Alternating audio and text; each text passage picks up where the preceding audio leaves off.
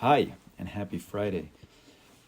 I want to share with you an epiphany I had this week due to an experience I had over Rosh Hashanah. So let me just give you some background. For a long time, I was driving older used cars and, of course, experiencing lots of car trouble. And so one day I decided that's it. I'm going to go and buy a newer car, and that's going to help me avoid lots of tsaris. And so I got this 2019 Honda Odyssey, and it only had about 20,000 miles on it, and all is great. I have it maybe for 2 years or 3 years, I'm not sure. Anywho, the audio system, had issues for a very long time, and so I decided to get them fixed. I called Honda. Turns out there's a recall. Brought it into the dealership. There's a few other recalls, the gas pump and some other things. And so they did all these recalls and they fixed it. And I get the van back and it's great. The gas mileage goes up a lot. So I'm getting now, I think, almost 100% better on gas, which was crazy. In these times, gas are expensive. It was really nice. Now, after a couple of weeks, the starter starts to act a little bit funny. It takes a few seconds for the car to start. And then one day all the lights go on like a Christmas tree. And I'm like, this is really bizarre. It's a new car. I don't think the alternator is going. But after a day, it goes away. So, we ignore it. And a couple of weeks ago, I started driving. All the lights came on again, and the car stalled. It wasn't driving. I couldn't get it to start. I had to just park it on the side of the street. It was just up the block for me, so no big deal. And I'm like, oh, here we go. Great, I get a new car, but it doesn't matter. If car trouble is coming my way, it's going to come my way anyhow. New, old, it doesn't matter. And I call the dealer, and they say, okay, we'll check it out, but if it's not our fault, then you're going to have to pay for the repairs. It's past its warranty. And so, okay, I bring it in, they check it, and they say, great, the car, it's our fault. They fix whatever needed to be fixed. And I got my oil change done there. And they also tell me it needs a rotation, and I say, sure, if you can throw it in there on the house, I'll take the rotation. And they do that, and I say, wow, this feels like a great big hug. Very nice. And I get the car back. A week and a half later is Rosh Hashanah. We drive up to Rochester. And to make a long story short, over Yom Tov, the car gets stolen. Gone. And here's where things start to take an interesting turn. Because on the one hand, I've been spending the last couple of months, or maybe even years, or maybe my whole life, I'm not sure, trying to find my faith in God. And to just take situations with ease as they come. But here I'm sitting, on the one hand, I don't really care. I'm like, I almost knew the car was going to go. I just had this feeling. And, I'm just like, whatever. Clearly we weren't supposed to drive home in this van. For whatever reason, it doesn't matter to me. But I wasn't supposed to drive home, and I'm supposed to drive home in a rental. Because how do I know that? Because the car is gone. I mean, it's as simple as that. I can't fight with that. That's just the facts on the ground. There's no car, and so I'm not supposed to drive home in this car. And I'm like, I don't really care, or whatever.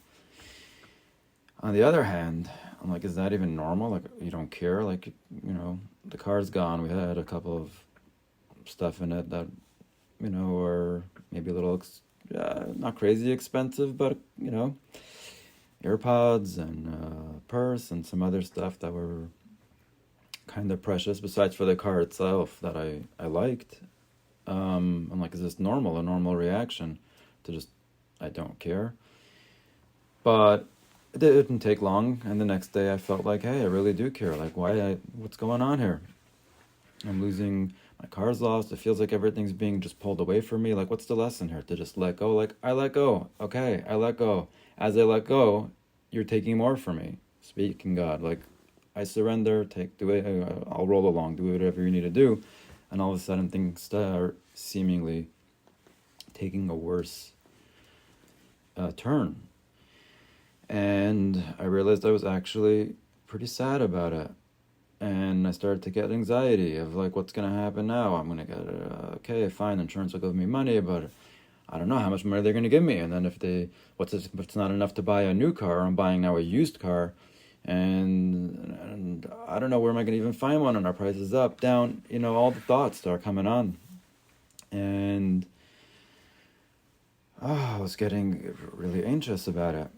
And I, since I know a little bit about this stuff, I knew that if there's anxiety, then clearly there are some trapped emotions, and the ego is trying to suppress things and take over, and so it becomes pretty uncomfortable. I'm holding on to something that needs to go. And but I was confused a little bit, because here I am trying to just have faith. It's all good. It's all for the best. It's fine. It doesn't matter. But on the other hand, I'm feeling pretty sad, and I couldn't infuse the two situations. And I realized it's time to be sad. The car's gone. It doesn't feel good. It's bothering me, and I'm going to let it bother me to the point of even crying it out. Yeah, tears. And after that, the emotion was released, and the calm returned. I returned. I really realized that I was running way off into the future when I didn't have to. It was fear, a lot of fear. And so this is my epiphany. It's two parts. Number one, the simple part. Faith is not a contradiction to emotions and to feelings. On the contrary. Because I believe in God, and I know that everything happens for a reason, so when something happens and it demands a certain emotion, I don't shut off that emotion. I allow myself to experience it. I'll just use this story, for example. When a car gets stolen from someone, or any property gets stolen or taken away, for sure something much greater than that gets taken away from someone, God forbid, it's a loss. And it hurts. It can bring up different emotions, perhaps sadness, or anger, grief, whatever comes up needs to be felt. That's why this event happened, and the cause of that event is an emotion. Emotions don't just come out of nowhere. I'm not just sad because today I woke up sad. There's always going to be a cause, and then there's going to be an effect. The effect of certain causes are emotions. So if there's loss, that is the cause. The effect are going to be emotions, which can be sadness. If something good happens, usually the effect of that is a happy emotion, or what we might call good emotions, without the label good or bad. They're just emotions, right? So like when the car dealer told me, oh, we'll give you that free rotation, I was like, wow, this feels like a hug. I'm happy. And I allow myself to be happy. When the car gets taken away, I said, this is a huge hug. But I wasn't allowing myself to feel sad. I'm like, oh, let me just be more, like I should be more happy. No, it's also a hug. It's all from God, and it's all great. But the effects of a car being stolen are different than the effects of a free tire rotation. One brings up feelings that feel happy. One brings up feelings that feel sad. They all need to be felt and released. I don't hold on to the happiness for the rest of my life. I got a tire rotation. No, I felt great in the moment. Great. Does my body well. And it's released. The same thing with the sadness. But I was suppressing that sadness with the argument of like, oh, I'm having faith. This is faith. I don't have to be sad because God's going to help me, and it's all great. And by doing that, I suppressed my sad emotion, which led to the ego taking over and protecting and finding all these reasoning, eventually leading to anxiety of what's going to be in the future.